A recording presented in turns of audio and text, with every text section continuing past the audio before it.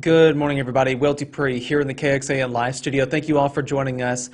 We are going to listen in right now as a young woman is speaking about a missing relative. And the thing about this particular case is that the man in question was last seen back in 1976, but not reported missing until just a couple of months ago. So let's take a listen now as we find out a little bit more about Brian Thomas Vargo. Here we go.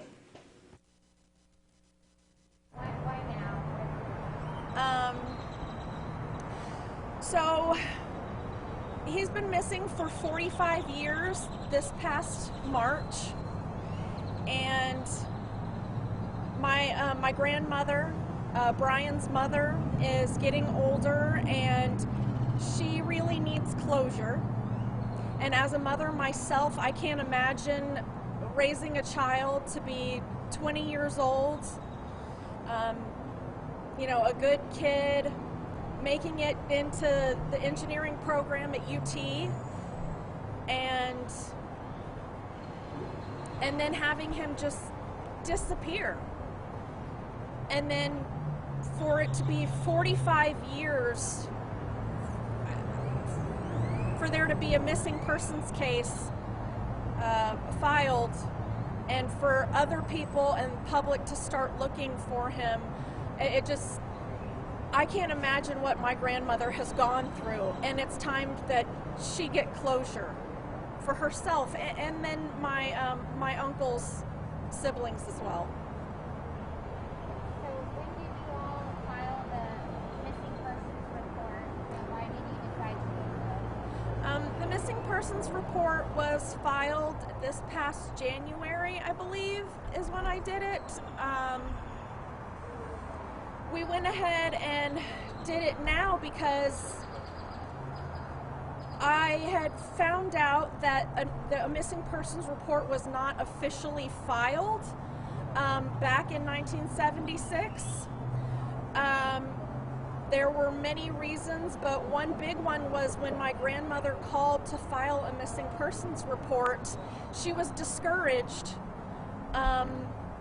by whomever was going to take the report. They said something along the lines of, he's an adult, he's 18, maybe he wanted nobody to look for him, or he wanted to disappear. And so I guess she never called back. She did reach out to the Salvation Army, which has a missing persons or people locating department, and over the years they never found anything, so they closed that in the early 80s.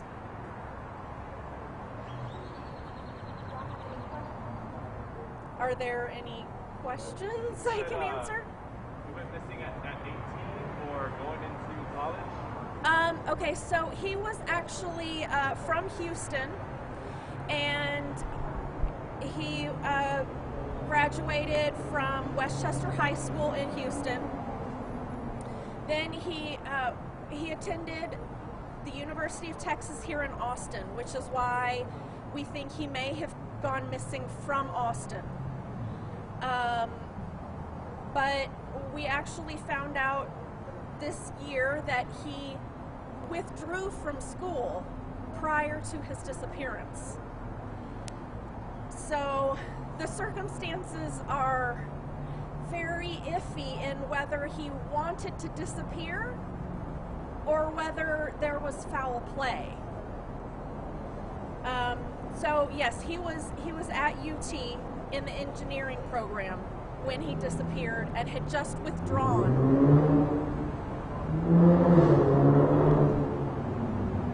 Did he struggle with depression or anything along the lines you know of?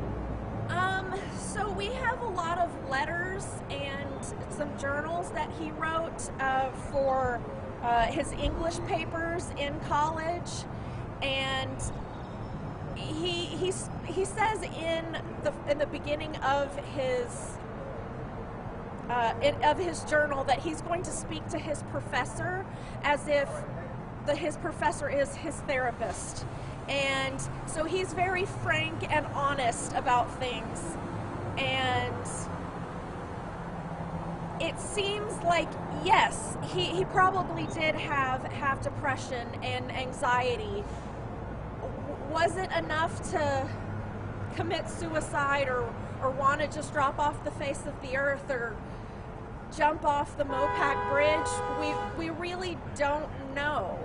I actually never knew him. I was born 10 years after his disappearance. So I never personally got to meet him.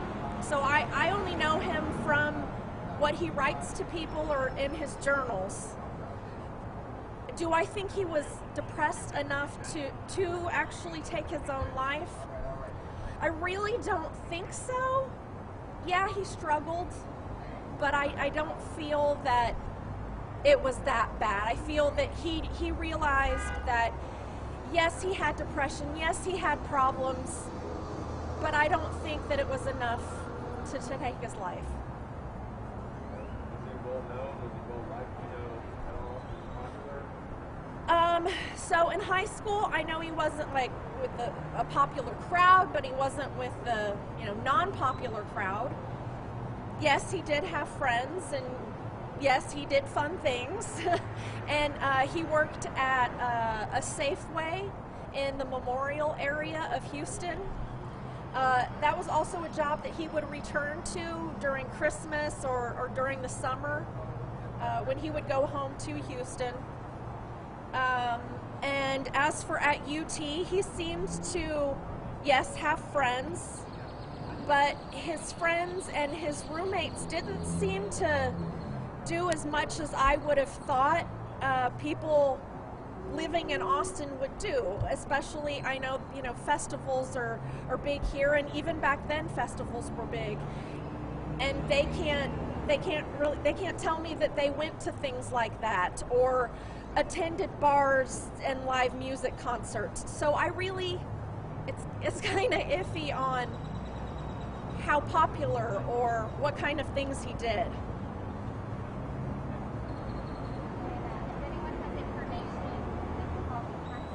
Okay, if anybody has any information on what happened to Brian Vargo, or if you may have seen him 45 years ago get into a car, or if he was on the side of the road, anything, or even if you have pictures of him in your pictures from 1975, 1976, if he's in the background of any of your pictures, those things could help us find out where he was at any certain time. Anyways, if you have any information like that, please call Crime Stoppers. And there's a reward for anybody who has information leading to his whereabouts or anything that could have happened to him. Yeah, I was going to ask if he had photographs. I do have a photograph. The ones that I have in here are actually not the last ones that we have. I do also have a Facebook page with more recent pictures of him. Can you lift it? I have the microphone blocking. Can I lift it around the mic? Yeah. Okay. Do you want me to just flip through it? Sure. Okay. So the Facebook page is Searching for Brian Vargo.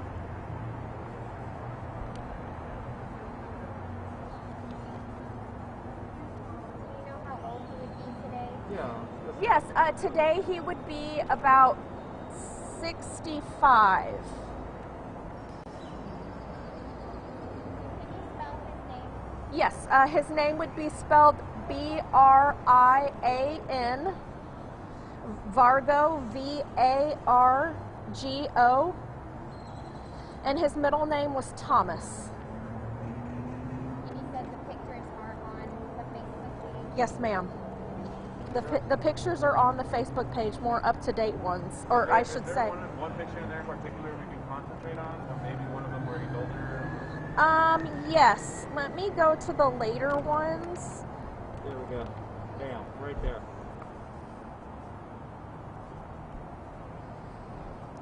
I believe this picture was around 16. The last picture that we have, or known picture, is of him at Christmas time, 1975. So that would have been 3 months before his disappearance. How old was he when he disappeared? He was 20. 20. Okay, so that's not that far away from that picture. Right, it's not that far away, 4 but years. But it's still 4 years. That gives us an idea of what he yeah. looks like.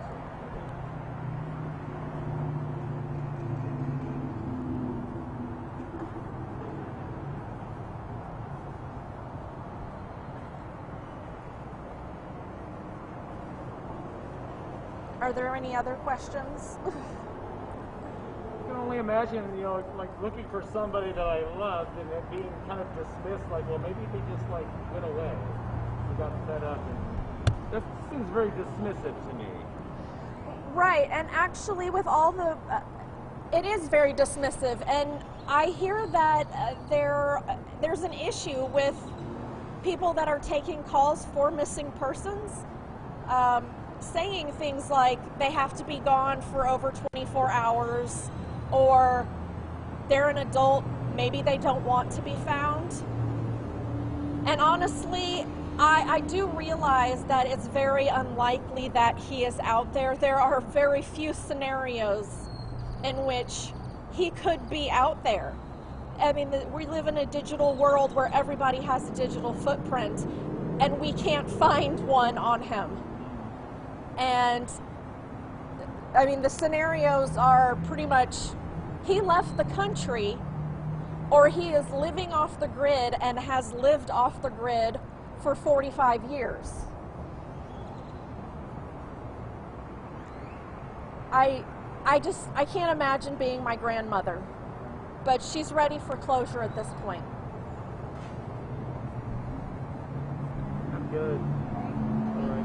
Thank you very much. Sure, thank you.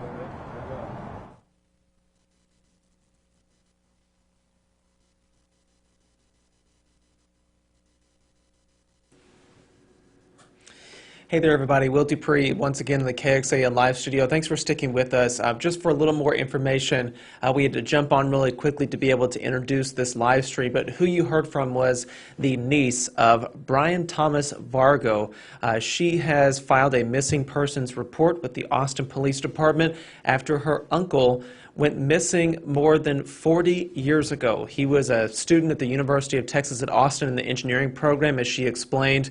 And then when he was about 20 years old, he withdrew from school and was never seen again. This was back on March 9th, 1976.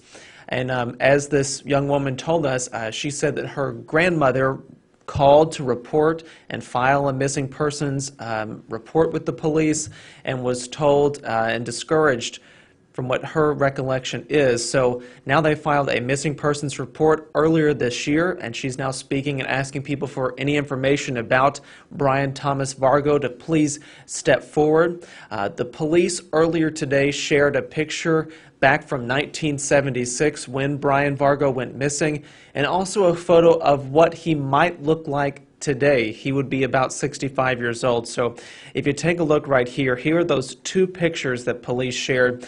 On the left side of your screen is a picture back from 1976. It appears obviously that he was at a formal event when this picture was taken. And then on the right-hand side, this is a photo using age progression technology, so this is what he might look like at this time. And the last known information about his description is right there in the middle. He is a white male, about 6 feet tall, 150 pounds, with brown hair and hazel eyes. Police are asking anyone with information to call the Austin Police Department's Missing Persons Unit. Detectives say this is the number you can call right there next to me. That's 512-974-4123. You can also call Crime Stoppers. That information is available on the Austin Police Department's website. But again, I'll just repeat this number really quickly. The Austin Police Department's Missing Persons Unit is 512-974-4123. 23. I'm just going to bring up these pictures once again of the last known picture of Brian Thomas Vargo. That's on the left side of your screen, back from 1976 when he was reportedly last seen. And then on the right, this is a photo of what he could look like at this point, some 45 years later.